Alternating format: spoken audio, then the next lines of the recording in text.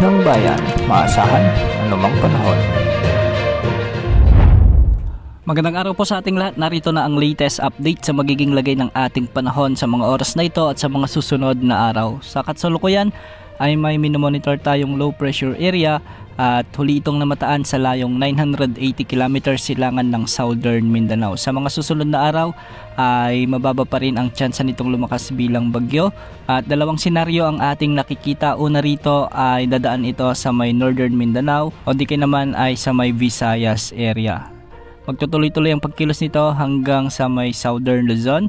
Ang pangalawang senaryo naman ay magre-recurve ito, dadaan sa silangan ng Visayas hanggang sa Malusaw na ito.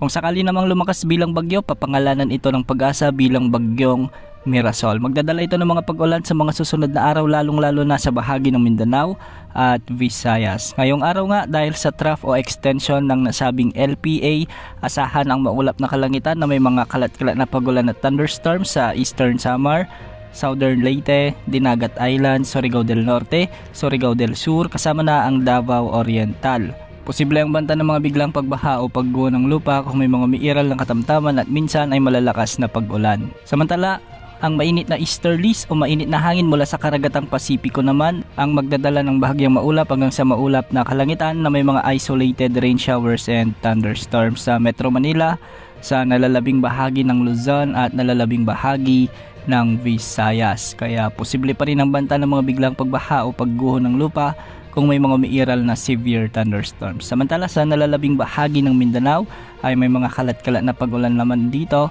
May magiging bahagyang maulap hanggang sa maulap rin ang mga kalangitan na may mga tsansa ng mga isolated rain showers and thunderstorms, dulot ito ng mga localized thunderstorms. Hindi rin inaalis ang banta ng mga biglang pagbaha o pagguho ng lupa kung may mga umiiral na severe thunderstorms. Walang nakataas na gale warning ngayon sa anumang baybaying sakop ng ating bansa. Ang mga pag-alon sa Northern Luzon posibleng umabot hanggang 1.2 meters.